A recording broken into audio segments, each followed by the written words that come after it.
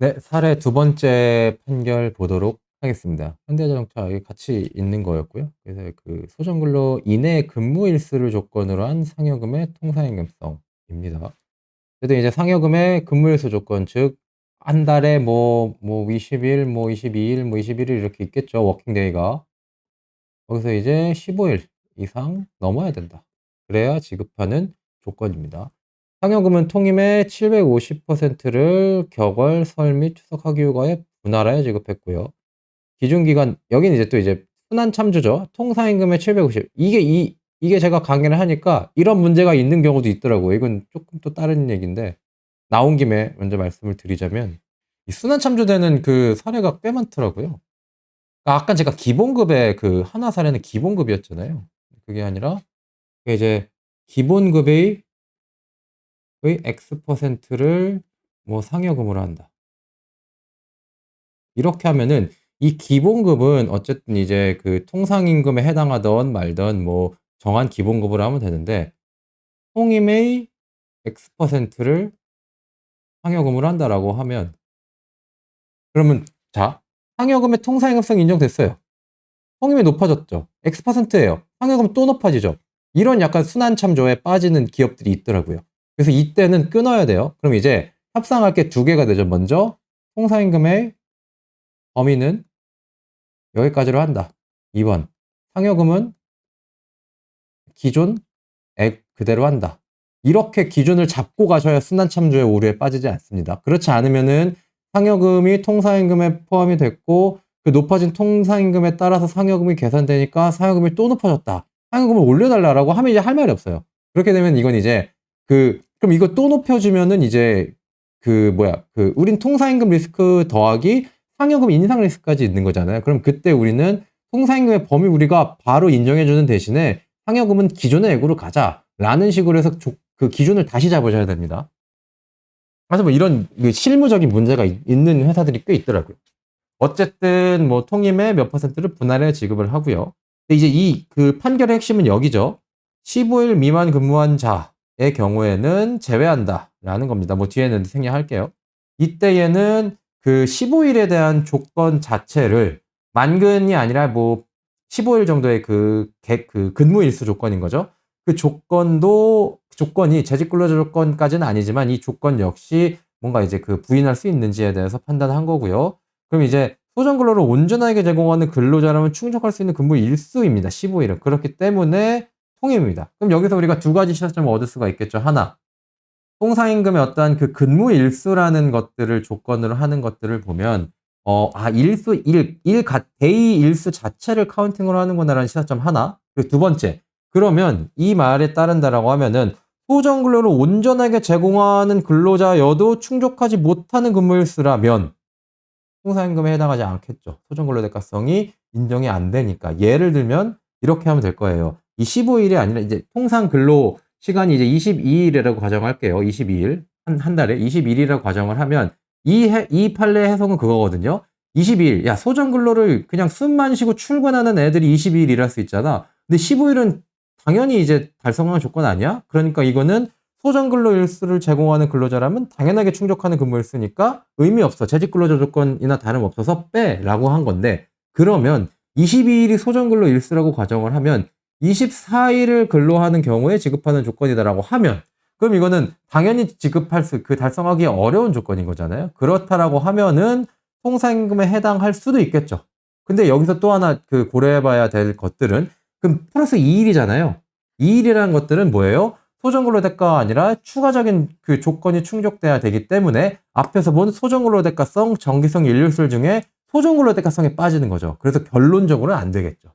그래서 이제 우리가 이렇게 어쨌든 근무일수 조건 자체는 그러니까 이제 고정성이 폐지됐기 때문에도 뿐만 아니라 추가적인 소정근로 대가를 넘는 조건을 넘는다고 하더라도 아까 고정 OT가 소정근로 대가성에서 제외됐다라는 이 논리를 가져왔을 때 얘도 인정이 안 됩니다. 그러니까 근무일수 조건 자체도 어떤 식의 경우의 수를 따던 간에 인정되기는 어렵다라는 결론에 이를 수가 있습니다. 뭐 이렇게 조금씩 좀 가정해서 생각할 수도 있는 겁니다. 그래서 이제 시사점을 보기 전에 한번 여기 한번 풀어볼게요. 항목별 통상임금인지 여부에 대해서 한번 풀어보도록 하겠습니다. 이 답이 이 옆에 있는 거는 2013년도 거예요. 이 답은. 그럼 이 올해는 자 25년 기준으로 했을 때 이게 역시 같은 답인지를 한번 봅시다. 먼저 1번 자격수당. 기술이나 경력, 자격 보유자에게 지급되는 수당, 통상임금일까요?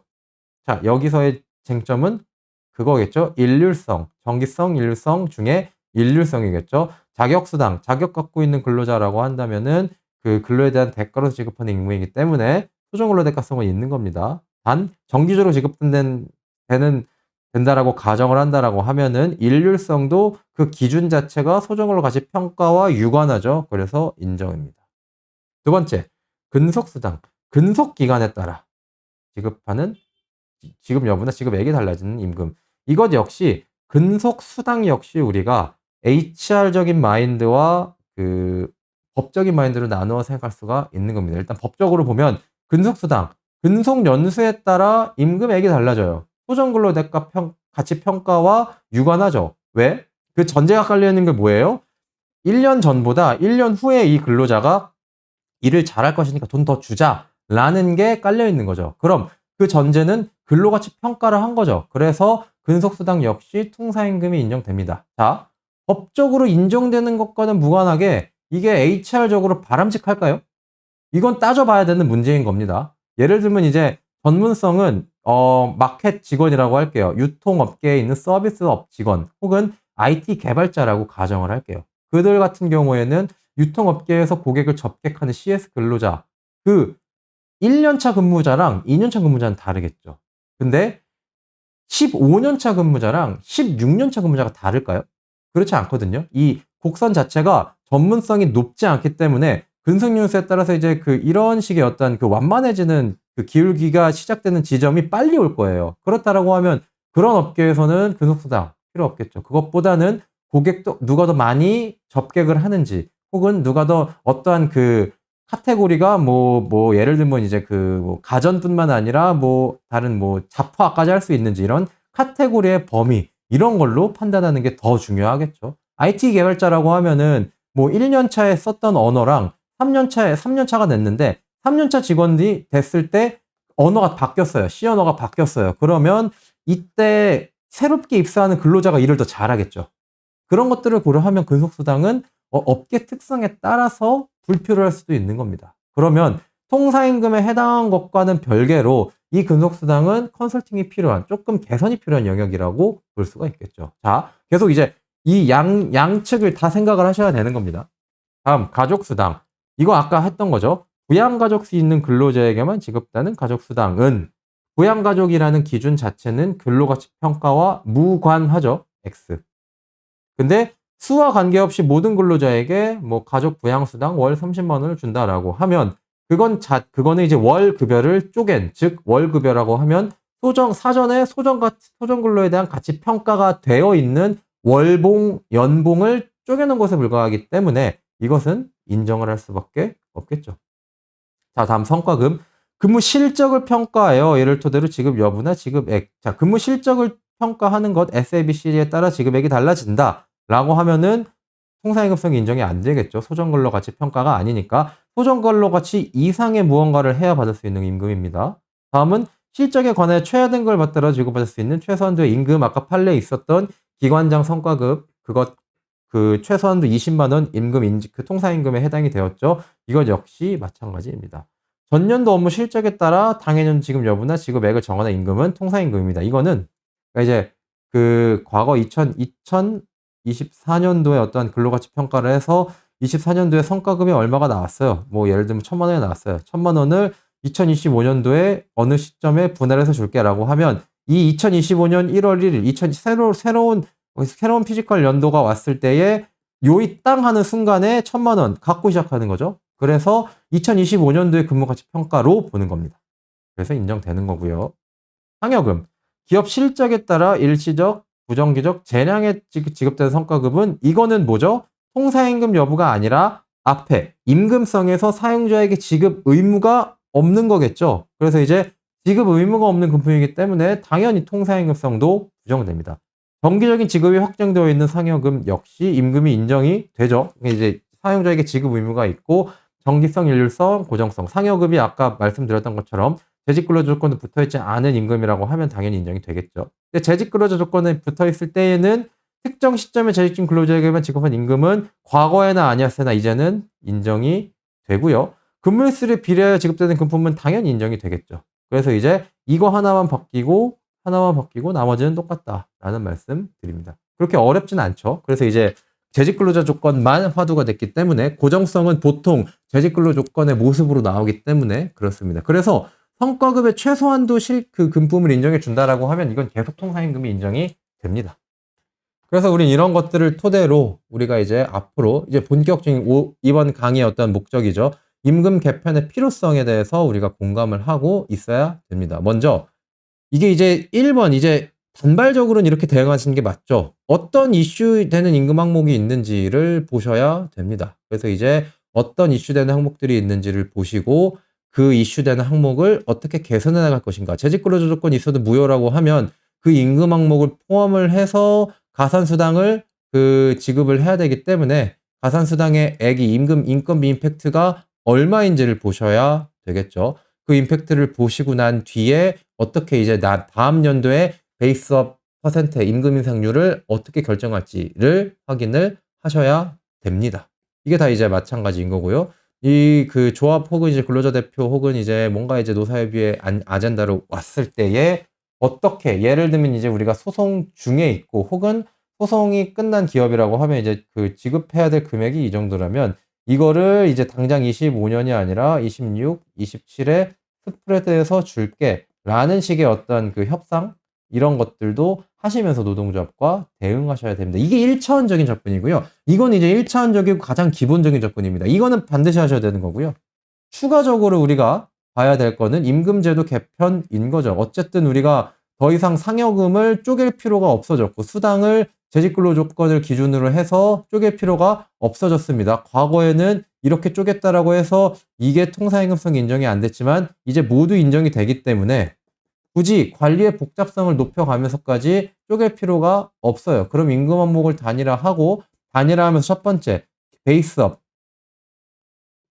기준을 무엇으로 볼 것인지 이 임금 항목이 단일화했다 하더라도 기존의 기본급, 상여금이 포함되지 않는 기본급을 기준으로 임금 인상을 결정하자라고 할 수 있거든요. 그런 것들을 결정을 하셔야 되고요. 그게 아니라 전체 임금을 하나로 단일화했다라고 하면은 어떻게 기본 인상률이 아니라 평가에 따라 인상하는 방안을 어떻게 할 것인가, 즉 메리트 인크리즈 테이블을 어떻게 결정할 것인지, 어떻게 메리트 인크리즈를 운영할 것인지 이러한 것들을 고민을 하셔야 됩니다. 그리고 조금 더 나아간다라고 하면 임금을 단일화했다라고 하면 이 임금에 대해서 기존 호봉, 근속연수 기반이 아니라 역량이나 혹은 직무의 가치에 따라서 이 기본 밴드, 기본 임금 샐러리를 차등할 수는 없을까라는 것들을 고민을 하셔야 됩니다. 이런 고민 없이 정기상여금을 통상임금과 기본급의 기준으로 확대하신 다음에 이걸 근속에 따라서 운영하시면은 5년도, 10년도, 5년, 10년 뒤에 저성과자, 보통 성과자에게도 높은 임금을 지급해야 되는 그러한 조금 불합리한 제도가 발생을 할 것이고 그러한 제도 이제 새로운 세대, MZ, 잘파 세대에게는 그런 제도 참지 않거든요. 그들의 리텐션에 전혀 바람이 가지 않을 겁니다. 그들은 이직 잘 하기 때문에 그렇습니다. 그리고 뿐만 아니라 이렇게 기본급 설계하는 것뿐만 아니라 기존에는 성과급이 없이 기본급 위주로 갔다라고 하면 성과급의 비중을 점점 늘려가야 돼요. 기본급의 어떤 인상 비중은 이제 완만하게 가되 성과급의 인상 비중을 기울기는 높게 하셔가지고 결국 우리의 페이 믹스, 즉 기본급 대비 변동급의 비율이 높아지도록 설계가 되어 있어야만 평가나 이제 어떤 역량의 등급 평가의 결과에 따라서 기본급 총보상에 차등을 줄 수가 있습니다. 그래서 이제 우리 보상 관리에 대한 시점이 기본급 위주, 근속연수 위주가 아니라 총보상에서의 성과급 위주, 역량과 성과 위주로 가는 식으로 메커니즘이 바뀌어야 됩니다. 그래서 이제 어떻게 바꾸어야 되는지에 대해서 지금부터 말씀을 드리도록 하겠습니다. 이제는 보상입니다. 이제 임금 결정 기본 모형이라고 했지만 컴펜세이션이고요. 이제 HR로 넘어온 거라고 보시면 됩니다. 근데 제가 간간히 계속 이제 임금, 노무법에 대해서 계속 설명을 드리면서 어느 경우에는 뭐 저촉되지 않도록 운영해야 된다. 이런 것들은 다 말씀을 드릴게요. 크게 이제 임금 결정 기본 모형은 다음과 같아요. 어쨌든 이제 포지션에 따라서 펄슨 인간에 따라서 퍼포먼스 그의 성과 결과에 따라서 임금이 차등이 되게 되어 있습니다. 먼저 아무래도 HR은 외국 항문, 미국 항문이거든요. 그래서 그들은 포지션에 따라서 개별 최초의 임금의 레퍼런스 값을 잡습니다. 근데 우리는 보통 근속으로 잡죠. 테이블로 잡죠. 그래서 이제 레퍼런스 값이 직무평가에 기반한 직무 샐러리라고 한다면은 우리는 4대 가차부에 기반한 어떠한 그 직급별 기준 임금들이 있을 거예요. 그래서 이제 4대 과차 부가 나오고 호봉 테이블은 운영한다라고 하면 사원 1, 2, 3, 4, 과장 대리 1, 2, 3, 4 이렇게 쭉 매핑이 되어 있을 것이고 호봉 테이블이 아니라고 한다면 사원 얼마에서 얼마, 대리 얼마에서 얼마 대략 이 정도의 레인지 정도는 갖고 계실 겁니다. 그게 바로 페이퍼 포지션보다는 우리 페이퍼 위계, 페이퍼 하이어라키라고 보시는 게 맞는 것 같고요. 우리나라에서는. 그런 것들을 기준으로 했을 때 같은 하이어라키에 있는 구성원이라고 하더라도 범위가 다르죠. 그럼 왜 그럴까요? 호봉 테이블을 기준으로 하면은 구성원의 역량에 상관없이 1년차, 2년차, 3년차가 같은 연봉을 가져가지만 레인지를 기준으로 운영을 한다라고 하면 같은 한 3년차 구성원이라고 하더라도 전혀 이제 다른 레인지에서의 누구는 높은 범위에 누구는 낮은 범위에 위치할 수밖에 없는 겁니다. 임금 인상액 자체를 3년 동안 차등 인상률을 적용받았기 때문에 그렇습니다. 그래서 이제 같은 지점에서 시작한다고 하더라도 어떠한 구성원은 이제 2년차, 3년차에 이 정도 이제 완만한 기울기로 임금 인상이 됐다라고 하지만 한다면 이제 그 높은 역량을 보유한 역량 평가가 우수하다라고 한다면은 훨씬 더 이제 그 가파르게 임금 인상이 결정이 되겠죠. 그래서 임금 인상을 기업 그 구성원의 역량에 따라 차등을 한 결과물이 다음과 같다고 보시면 됩니다. 이게 바로 레인지 관리라고 보시면 되고요. 이게 바로 페이밴드 관리라고 보시면 됩니다. 페이밴드는 기본급 관리인 거고요. 기본급 안에서 이 해당 레인지 안에서 구성원들의 역량에 따라서 어떻게 차등할 것인지를 설계하는 하나의 기준이라고 보시면 됩니다. 그래서 이게 페이퍼 펄슨 조금 더 엄밀히 따지면 펄슨의 어떠한 그 역량이라고 보시면 되고요. 다음은 이제 성과죠. 그러니까 역량은 미래지향적인 포텐셜을 의미를 하고요. 성과는 과거지향적이에요. 그 말을 조금 더 이제 풀어서 말씀을 드리면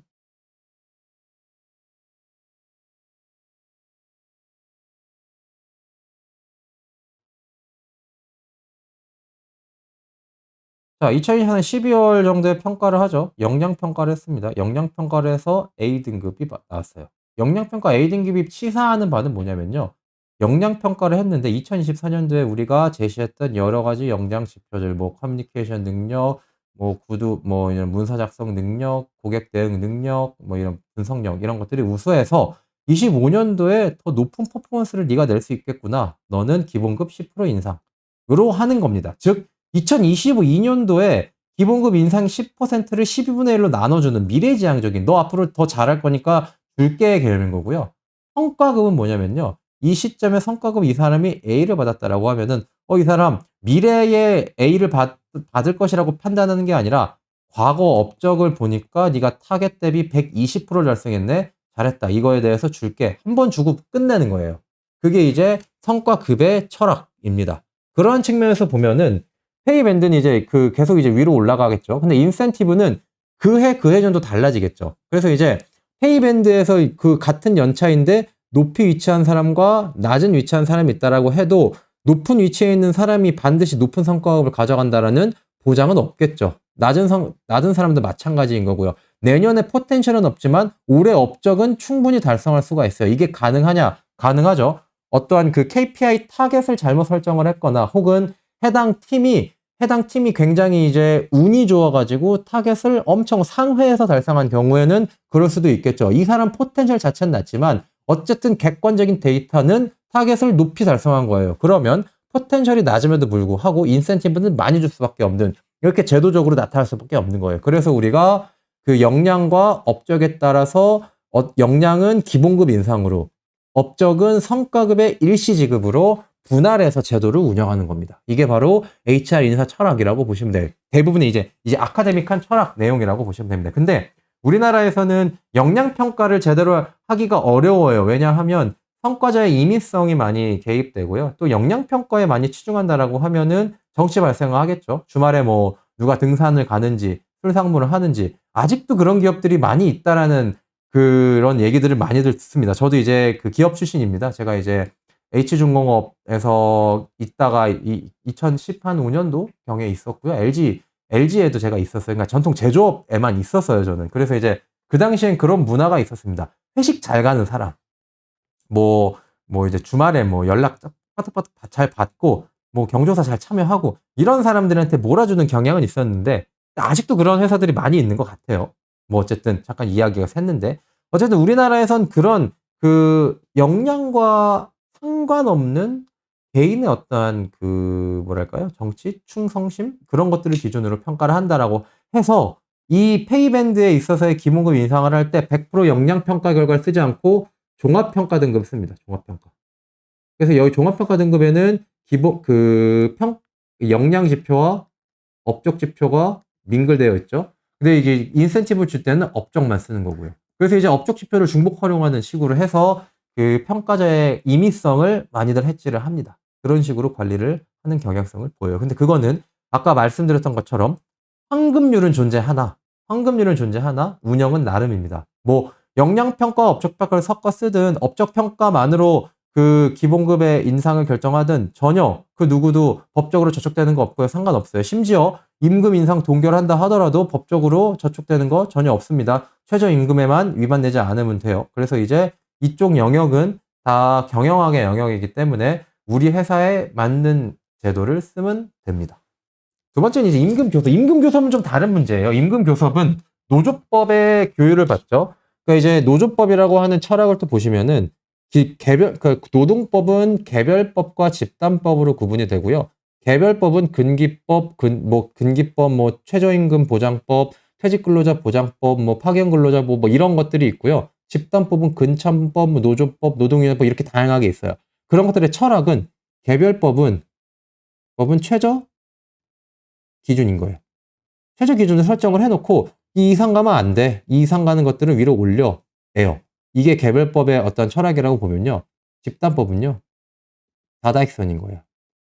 많으면 많을수록 좋다. 근로자들의 복지 증진, 경제적, 사회적 지위 향상을 위해서 많을수록 좋다예요. 그러니까 이 최저 근로조건보다 높이 받기 위해서 사용자와 근로자가 협상을 하는 거고 그 과정에서 노동자가 사용자들과의 어떻게 협상을 하기 위해서 대등한 위치에서 협상을 하기 위해서 집단으로 단결해주는 어떠한 법을 만들어준 거고 근로자가 단결한다라고 하면 사용자로 하여금 단결한 어떠한 그 인격체의 단결한 어떠한 법인체의 사단 법인의 어떠한 조합의 요구에 불응하지 못하도록 의무를 부과한 겁니다. 그게 집단법의 철학이에요. 그렇기 때문에 노동조합이 있는 경우에는 임금 교섭이 들어오고요. 임금 교섭은 최저임금에 저촉되는 게 아니라 최저임금을 훨씬 상회한다고 하더라도 노동조합이 요구하면 일단 협상을 해야 돼요.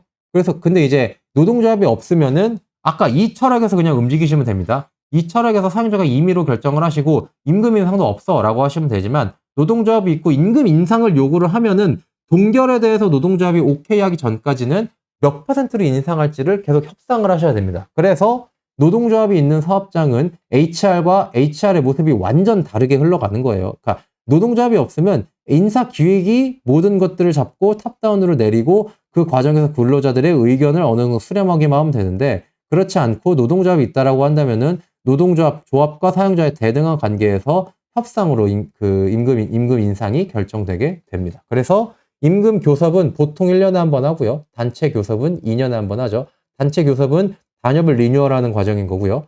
법이 바뀌어서 3년으로 단협 유효기간을 설정을 하지만 제가 보는 거의 대부분의 사업장이 아직도 2년 기준으로 단협을 체결하는 모습을 보고 있어요. 그래서 2년 기준으로 단협을 체결을 하고요. 1년 기준으로 임금 협상을 합니다. 그래서 이때는 이제 기본급 인상률, 복지 이런 것들에 대한 것들, 경력금, PS 이런 것들에 대해서 논의를 하는 자리이겠죠. 그래서 이제 이렇게 되면은 앞에서 우리가 아무리 제도를 설계해봤자 쉽지 않아요. 그래도 무의미한 건 아니고요. 이 교섭 테이블에 여러 가지 안건들이 들어가지 않습니까? 그때 노동조합이 요구한 여러 가지 안건이 기본급 몇 퍼센트 인상이 있으면은 이걸 받는 대신에 우리 직무급 도입하자라고 하면서 우리가 설계했던 안을 카드로서 활용하는 데 의미가 있는 겁니다. 그래서 이제 협상 카드인 거예요. 우리가 이제 노동조합이 없으면 협상 카드 개념이 아니라 우리가 만든 게 제도인 거고, 노동조합이 있으면 우리가 만든 것들이 제도가 되기 전에 노동조합과 협상을 해야 되는 하나의 아젠다가 되는 겁니다. 그렇게 이해하시면 됩니다.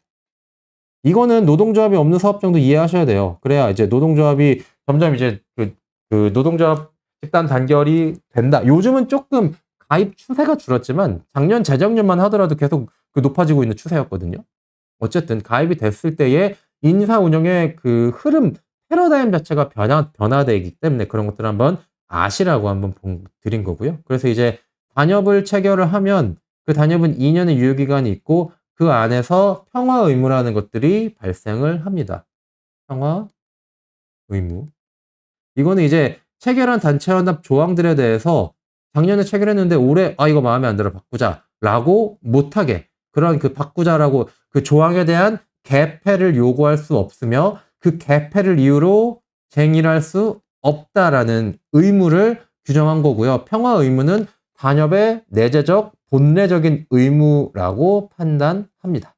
그래서 평화 의무가 있기 때문에 2년차, 그러니까 1년차 단체 교섭을 체결했고 단체 협약을 체결했고 2년차에 임금 교섭을 했을 때에 임금 이외에 다른 것들을 논하면 안 돼요, 원래. 근데 보통 그렇지 않습니다. 보통 임금 협상 자리에 가면요, 임금 몇 퍼센트 인상뿐만 아니라 야, 니네들이 우리 그 지난번에 단협 체결했지만 이거 다시 교섭하자, 보충 교섭하자라고 얘기를 합니다. 그래서 그때 잘 따져 보셔야 돼요. 보충적 단체 교섭이 임금 이외에 들어왔을 때에 우리가 이걸 받아줘야 하는지, 이 정도로 이런 로직으로 판단하시면 되고요. 그러니까 사용자가 보충 교섭에 대해서 응납할 의무를 전년도 단협에서 체결했는지, 단협에 명시했는지, 혹은 구두로 합의했는지, 그런 것들이 있다라면 보충 교섭 실시하시고요. 없다라고 하면은 우리는 이제 보충 교섭할 의무도 없는데 이거 왜 하지? 라고 해서 평화 의무에 위반되는지를 봐야 됩니다. 평화 의무에 위반되는 것들은 이제 합의했던 사항은 평화 의무가 적용이 되기 때문에 보충 교섭 실시하면 안 되지만, 그게 아니라 단체 교섭에 작년에 논의하지 않았던 거는 올해도 논의할 수는 있어요. 임금 교섭 자료라고 하더라도 보충적으로 들고 왔다라고 하면 어쨌든 근로조건에 대한 것이기 때문에 교섭은 하셔야 됩니다. 그래서 그런 로직으로 우리가 그 교섭에 임해야 되는지를 판단하시면 됩니다. 이게 이제 노동조합이 있는 경우에는 전혀 다른 메커니즘으로 보상관리가 흘러가기 때문에 한번 짚어드렸습니다. 다음은 이제 그 임금 관리에 대한 것 중에 포피라고 할 수 있고요. 뭐 포피, 3P 뭐 이런 것들 여기도 3P라고 하고 여기 근데 3P라고 헷갈릴까 봐 적지 않았어요. 왜냐면 우리는 포지션으로 잘 안 하잖아요.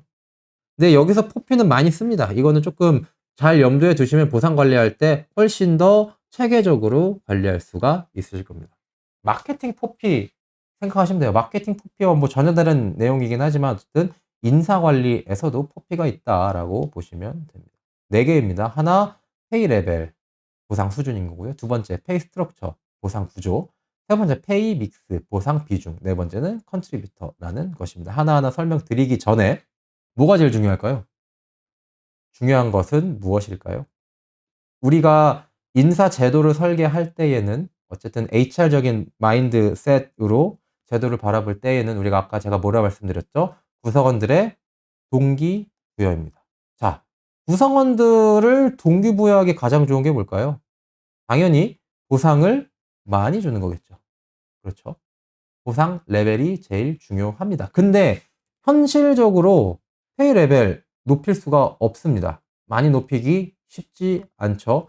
그럴 때에 두 번째로 구성원들의 동기부여를 높이기 위해 우리가 결정해야 되는 것들은 바로 보상 결정 요소입니다. 이게 공정성과 직결이 되는 것이기 때문에 그렇습니다. 잘 간략하게 이제 말씀을 드리고 넘어가자면은 우리 이제 보상 결정을 할 때에는 크게 공정성과 투명성에 대해서 이야기를 많이 합니다. 그래서 이제 기사 찾아보시면은 뭐 H그룹, S그룹 뭐 여러 그룹들의 노동조합이 뭐 한 3년 전인가요? 그 S그룹에서 이제 그 경영 성과가 너무 짜다라고 해서 이제 경영진이 내가 뱉어낼게라고 하니까 그거 n분의 1 하면은 몇백만 원, 100만 원도 안 되는데 그 돈 뭐하러 쓰고 생색 낼 거냐? 그럴 거면 쓰지 마라. 라고 해서 화두가 된 적이 있었어요. 그럴 때에 주장한 게 공정성과 투명성이었습니다. 자, 먼저 공정성과 투명성 중에 보다 중요한 게 있다라고 한다면 무엇일까요? 이거는 답이 정해져 있는 겁니다. 당연히 공정성입니다. 투명성부터 설명을 드리면은 투명성은 구성원들에 대한 정보의 오픈이라고 보시면 되고요. 정보의 오픈이라고 했을 때에 그 투명이 100% 투명해야 되냐라고 물어본다면 그렇지 않다라고 대답할 겁니다. 왜냐하면 투명하게 모든 것들을 오픈을 하면 우리가 인사 제도를 운영하기 어렵고요. 구성원들의 의견을 모두 수렴하면 그 산으로 가게 되어 있습니다. 그래서 예를 들면 이런 거예요. 적당한 불투명성이 효과적인데 성과급을 설계를 할 때 가장 중요한 건 보상제도를 설계할 때는요. 보상제도보다 평가제도가 훨씬 중요해요. 왜냐? 평가제도에 따라서 보상은 그냥 액만 매핑하면 돼요. 근데 그래서 보통 컨설팅을 할 때 평가 보상 제도라고 하거든요. 평가 보상 제도를 묶어요. 평가급도 보면은 평가급에 대해서 인센티브 기본급 500% 줄게, 250% 줄게. 이거는 전혀 중요하지 않아요. 매년 그때 결정하면 되거든요. 근데 더 중요한 건요. 성과에 대한 평가, 지표인 거고요. 그 지표를 어떻게 평가하는지와 어떻게 피드백 주는지 인 거예요. 자, 그러면 적당한 투명성이니까 100% 투명했다라고 하면은 평가 지표에 대해서 100% 오픈해야겠죠. 그러면은 평가 지표 A, B, C, D가 있다라고 하면은 예를 들면 영업이라고 할게요. 영업이라고 하면 매출액, 영업이익, 고객 리텐션, 새로운 채널 발굴 이런 식으로 있다라고 가정을 하면 제안서 작성 건수 있다라고 하면 이 지표는 오픈돼야 되겠죠. 왜요? 구성원에게 결국 평가는 바람직한 행위를 유발하기 위한 어떠한 바로미터일 테니까요. 근데 100% 투명하게라고 하면 우리가 뭐까지 공개해야 돼요? 지표의 가중치까지 공개해야 됩니다. 우리가 올해 년도에는 성장해야 돼요. 그래서 매출액의 높은 가중치를 줬어요. 근데 내년도에는 우리가 성장은 정체가 예상이 되니 내실을 다져야 돼요. 그럼 뭐예요? 영업이익, 코스트 절감해야 돼요. 이런 어떤 경영 판단이 있다라고 가정을 해서 메시지를 줄 수는 있지만 이 가중치까지 다 오픈을 하면요. 매출액이 높은 해 구성원들 영업이익 신경 쓸까요? 반대도 마찬가지이겠죠. 그렇기 때문에 우리가 적당한 불투명성을 가지고 제도를 운영해야 됩니다. 그래야 구성원들로 하여금 최적의 생산성을 낼 수 있도록 우리가 관리할 수 있기 때문에 그래요. 물론 개념적으로는 뭔가 좀 정치적으로는 100% 투명성이 맞다라고 할 수 있겠죠. 근데 우리는 기업을 운영하는 입장으로서 바라보건대 적당한 불투명성이 훨씬 더 바람직합니다. 노동조합과의 교섭 테이블에도 모든 것들을 테이블에 올릴 필요 없고요. 이거는 비밀이야, 영업 기밀이야, 경영 판단이야, 안 올려 라고 할 수 있어야 됩니다. 자, 우리는 이건 투명성이라고 하는 건 어쨌든 그때그때 판단을 해야 되니까 조금 제도 설계와는 조금 결이 다르고요. 우리는 공정성 중요하다 그랬죠. 공정성이 제일 중요합니다. 여기서 공정성은 외부적 공정성과 내부적 공정성으로 나눌 수가 있습니다. 외부적 공정성은요. 같은 직무를 수행하는 사람이 다른 조직에 있는 나의 동료, 나의 지인, 나의 친구, 내가 아는 사람과 비교하는 공정성을 의미를 해요. 제가 너무 사면 컨설팅 펌에 있다라고 가정을 할게요. 로컬 컨설팅 펌에 있을 때에 받는 급여, 노무 법인에 있을 때 받는 급여, 기업에 있을 때 받는 급여, 내가 창업을 했을 때 받은 급여를 비교하겠죠. 그렇죠? 같은 직무라고 한다면은 이런 것들을 외부적 공정성이라고 말을 합니다. 자, 외부적 공정성 충족이 될 수 있을까요? 연봉 9천만 원짜리 신입들도요. 만족 안 합니다. 왜? 연봉 9천만 원짜리 대기업 신입들은 누구랑 비교할까요? 구글, MS, 메타, 테슬라, 실리콘밸리 기업들이랑 비교하겠죠. 우린 어이가 없죠. 야, 우리는 얘네들이 우리 경쟁사도 아니고 너네가 여기 갈 것도 아닌데 왜 비교하냐. 근데 그들은 듣지 않아요. 즉, 이 말씀을 드리는 이유는 외부적 공정성에 대한 동기부여와 만족은 한계가 분명히 존재합니다. 그래서 우리가 외부적 공정성 100% 만족은 불가능에 가까운 일이고요. 그래서 어느 정도만 충족을 해야 돼요. 그래서 외부적 공정성과 관련이 있는 게 바로 보상 수준이고요. 이게 제일 중요하다라고 말씀드렸지만 분명히 한계는 있어요. 보상 수준이 내가 같은 직무를 수행하는 다른 구성원보단 비슷하게 받거나 높게 받아야죠. 낮게 받으면 안 돼요. 근데 많이 높게 받을수록 만족도가 높아지겠지만 아무리 많이 높게 받아도 결국 나보다 더 주는 회사가 있기 때문에 충족은 불가능해요. 그러나 어쨌든 우리 나름대로의 피어 그룹보다는 조금이라도 더 높게 줘야겠죠. 그래서 제일 중요하다. 직접적인 불공정성을 체감했을 때 동기부여가 확 꺾이는 영역이 바로 보상 수준, 외부 공정성이기 때문에 말씀을 드렸습니다. 근데 이제 충족시키기 어렵잖아요. 그럼 우리는 내부적 공정성에 신경을 써야 돼요. 내부 공정성은 뭐냐라고 하면은 같은 조직 안에 있을 때 직무에 대한 가치, 기여도의 차이, 역량의 차이에 따라서 급여가 차등됐을 때에 내가 만족하는 수준을 의미를 합니다. 예컨대 같은 같은 경영 지원 안에 있다 하더라도요. 채용을 담당하는 구성원, 인사 기획을 담당하는 구성원, 총무를 담당하는 구성원들이 있다라고 하면은 기획을 하는 구성원들은 이들보다 높은 급여를 받는 게 당연하다고 생각할 거예요. 왜? 채용은 발로 뛰고 오퍼레이션 하는 업무인 거죠. 어쨌든 이제 그 모집하는 일도 어렵지만 이 모집을 위한 어떠한 그 모집에 대한 기준이라든지 모집 채널이라든지 이런 것도 기획이 한다라고 가정을 하면 이들이 더 고차원적인 일을 한다라고 생각을 할 거예요. 총무보다 고차원적인 일을 한다라고 생각하는 건 당연한 일일 것이고요. 그럴 때에는 이 직무의 가치에 맞도록 그에 합당한 조금이라도 높은 단 10만 원이라도 높은 보상을 줘야 이들의 만족도가 높아질 겁니다. 자, 여기서 많은 키워드들이 나왔는데요. 내부적 공정성을 확보하기 위해서는 나름대로의 기준이 필요하고요. 그 기준은 직무가 됐던 역할이 됐던 과거에는 근속연수를 기준으로 했겠죠. 근데 요즘은 근속연수를 기준으로 보상을 차등하는 것에 대한 많은 챌린지가 있기 때문에 내부적 공정성의 지표를 무엇으로 하는지가 화두일 겁니다. 그것을 결정하는 게 보상 결정 요소예요. 기본급과 성과급을 뭘로 책정할 건데에 대한 이야기입니다. 그래서 전통적으로 공정성을 높이는 것은 페이 레벨과 페이 컨트리뷰터인데 이건 가장 중요한데 최근 이 강의와 연관 지어서 보면 통사임금 판결이 나왔죠. 이때 우리가 시사하는 바는 이때 우리가 조금 더 관심을 가져야 될 영역은 어디일까요? 바로 보상 믹스입니다. 페이 스트럭처에 대한 이야기는 한물 갔어요. 이미 우리가 재직 근로자 조건이 붙어있는 상여금을 만들어낼 때에 과거에 훨씬 더 복잡했습니다. 김장수당, 체육수당, 어떤 동결, 그 준비 수당, 이런 동결이 아니라 그 월동 준비 수당 이런 것들을 해서 기본급이 이렇게 있으면 수당이 정말 많았어요, 옛날에는.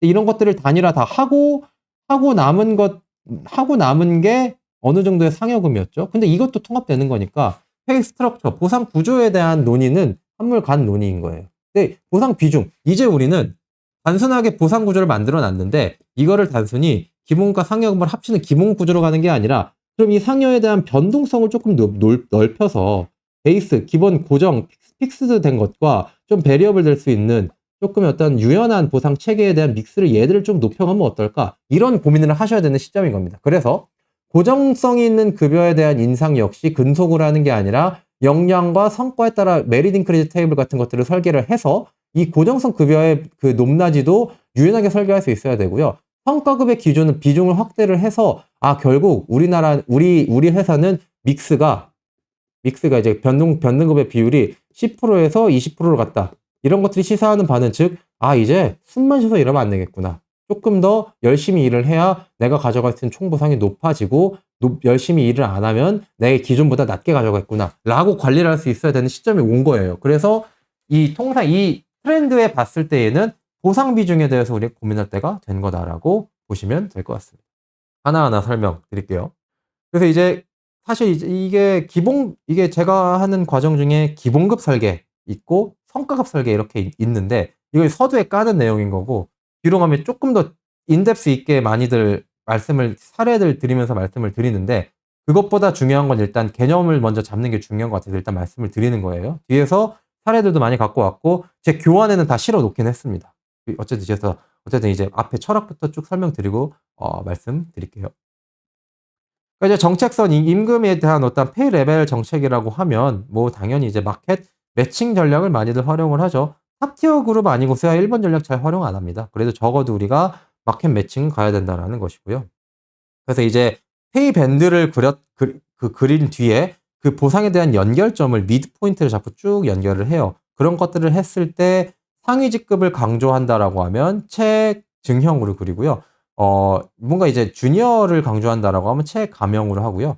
중간 관리자를 그린다라고 하면 S자형으로 그립니다. 이렇게 그려 놓은 뒤에 보상을 이제 이 그림을 유지하면서 어떻게 보상을 들어올릴 것인지를 고민하는 거예요. 그러니까 여기서 시사하는 바는 이게 직급 사원, 대리, 과장, 차장, 부장 다 다를 거지 않습니까? 4대 과차부가 있을 때 모든 4대 과차부에 똑같이 임금 인상 3%를 적용하는 게 아니라 우리 올해는 사원급을 조금 더 신경 써자라고 하면은 사원급의 5% 인상, 과차장급의 이 2% 인상으로 해도 전혀 상관없어요.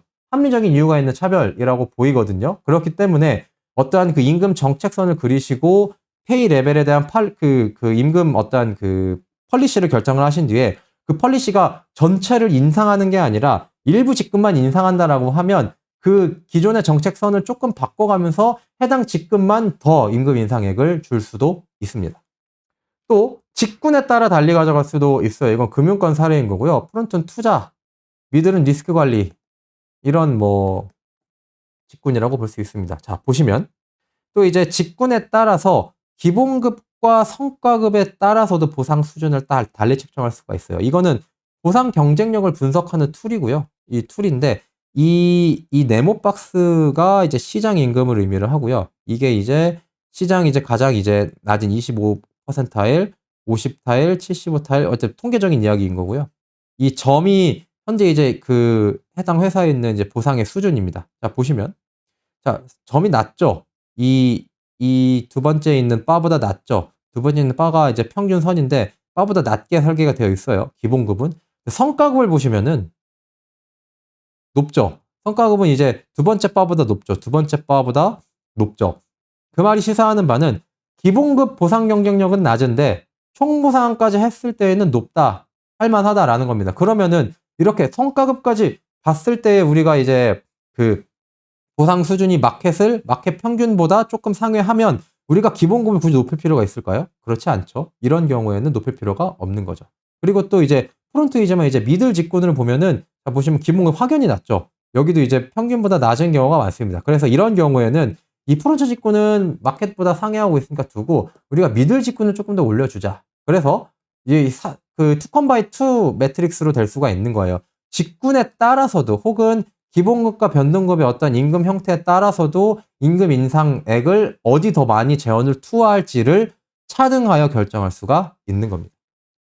이건 시뮬레이션 내용인 거고요. 시뮬레이션을 한다라고 하면은 뭐 이제 그 경쟁사 대비해서 어느 정도의 갭이 예상이 되니까 이 갭을 따라가자라는 식으로 해서 이제 임금 격차를 줄여나갈 수도 있다라는 내용입니다. 그러니까 이제 임금 격차를 줄여나가는 게 20%포인트라고 했으면은 이 20%포인트의 갭을 클로징 하는 데 있어서 어느 직군으로 할 것인지 앞에서 보여줬던 그 프론트일지 그 미들일지 혹은 백 직군일지 그리고 직군을 결정을 했다라고 한다면은 기본급을 인상할 것인지 총보상을 그 성과급을 인상할 것인지 이런 식으로 우리가 의사결정을 하셔야 됩니다. 그럼 뭐 이런 것도 이제 보상 변화를 의미를 하고요. 그래서 이제 어떻게 보상 제도를 개편을 하면 얼마의 인건비액이 시뮬레이션이 되는 그 집행이 더 되는지 이런 것들도 다 한번 시뮬레이션 해 보셔야 됩니다. 다음 페이 스트럭처. 이게 제가 아까 말씀드렸던 굉장히 많은 이런 그 보상 항목들을 갖고 있었던 이유는 통상임금 쪼개기였겠죠. 2013년 이전에 통상임금 쪼개기가 가능했던 거는 재직 근로자 조건뿐만 아니라 그 당시에 정기성도 따졌고요. 그렇기 때문에 이제 그전에 이렇게 쪼개 놓았으면은 기본급 이거 이외에 통상임금 재수당 인정 안 했어요. 근데 다 인정되죠, 이제. 그렇기 때문에 이제 굳이 쪼개기를 할 필요성이 없어진 겁니다. 다음 믹스예요. 아까 제가 페이 믹스가 높으면 높을수록 좋다라는 식으로 말씀을 드렸지만 이 역시 근데 업종마다 다릅니다. 업종마다 다르고 직군마다 다르고 조직 수명 주기에 따른 조직의 단계에 따라 다 다릅니다. 보시면 일단 일반적으로 이제 이건 이제 그 통계적인 그 벤치마킹 자료인 거고요. 이제 일반적인 통계입니다. 생산직이 이제 그 직무로 나눈 거예요. 생산직이 영업직보다 믹스가 낮죠. 왜 그럴까요? 자, 우리가 보면은 영업직은 어쨌든 세일즈 인센티브라는 개념이 들어오기 용이합니다. 그리고 세일즈 인센티브가 많을수록 우리 회사가 성장할 가능성이 크고요. 그래서 이제 영업직은 그리고 그들이 스스로도 동기부여가 될 것이고요. 그래서 영업직은 굉장히 이제 높은 페이 믹스를 가지고 있는 것이 동기부여 측면에서 좋으나 우리나라에서의 생산직은 어떤가요? 어쨌든 대부분이 이제 호봉 테이블로 운영이 되고 있고요. 안정성, 급여의 안정성을 최우선적으로 생각을 하는 경향성을 보입니다. 물론 그렇지 않은 경우도 있지만요. 그런 면에서 봤을 때에는 생산직은 인센티브 제도를 도입해서 조금 더 많은 대수를 만들면은 더 줄게라고 하는 제도를 도입하면 모티베이션이 저하될 염려가 있습니다. 왜냐? 우리나라에 이제 아무래도 이제 조직 단결화가 되어 있기 때문에 내가 많이 만들면은 눈에 가시가 되고 왕따 당할 수도 있겠죠. 좀 눈치 볼 수가 있겠죠. 영업은 그나마 나아요. 영업도 우리나라에선 그런 그 눈치 보기식 문화가 있어서 확확 차등은 안 나지만 그래도 영업은 괜찮아요. 근데 이제 생산직은 더 그렇습니다. 내가 더 많은 보상 가져가려고 계속 많은 그 생산을 하는 일에 투입된다라고 하면 동료 근로자들의 눈치를 볼 수 있겠죠. 이런 여러 가지 문화적인 맥락까지 고려한다면 생산직은 믹스가 낮은 게 조금 더 낫겠죠. 또 이건 이제 직군으로 본 거고요. 자, 관리직과 임원과 일반, 자, 관리직과 임원 이렇게 있고 일반 사원이 있다라고 가정을 합시다. 비관리직, 비직책자. 그러면 관리자들 시니어일수록 조직의 성과에 대해서 책임을 질 수 있는 권한이 너무 많겠죠. 내 의사결정, 내 전결이면은 회사에 어떤 이익을 안겨줄 수도 있지만 손해를 끼칠 수도 있습니다. 반면 비직책 구성원 같은 경우에는 내가 회사의 이익이나 손해를 끼칠 수 있는 재량권, 권한이 많이 있을까요? 별로 없죠. 그런 것들을 고려를 해봤을 때에 위계에 따라서 높은 위계일수록, 높은 직책일수록 많은 성과급 포션을 가져가는 게 훨씬 더 바람직하겠죠. 그래야 그 이들로 하여금 그 당신들이 전견하는 것들로 인해서 높은 수익이 발생한다면 많이 가져가게 해줄게라고 동기부여시킬 수가 있기 때문에 그렇습니다. 근데 사원급한테 믹스 높이 해봤자 아무 소용이 없겠죠. 나는 윗사람 눈치 보면서 일하는데 내 뜻대로 되는 것도 아닌데 믹스만 높아봤자 뭐합니까? 그런 경우에는 그 베이스, 즉 이제 그 생계비를 조금 더 그 고정성 생계비를 보전해주는 게 훨씬 더 바람직하겠죠. 그래서 위계에 따라서, 직군에 따라서 믹스가 차이날 수가 있겠고요. 또 보시면은 이제 시장 환경에 따라서 새롭게 태동한 스타트업이나 이제 소규모 기업들 같은 경우에는 당장 인건비 지출이 부담이 됩니다. 그래서 성과가 나면 너가 많이 가져갈 수 있는 구조를 설계해 줄게 라고 믹스를 높입니다. 반면에 조금 더 이제 그 성숙된 시장에 있는 기업 같은 경우에는 내년, 내후년도에 인건비를 많이 유보했을 가능성이 있습니다. 그래서 이윤이 많이 나면 그 이윤을 굳이 나눠주지 않고 우리가 이제 우리 유보금으로 가져올 수 있는 구조가 훨씬 더 재무적으로 건전하거든요. 그런 측면에서 봤을 때에는 시장 성숙한 기업 같은 경우에는 믹스가 조금 낮을 수도 있습니다.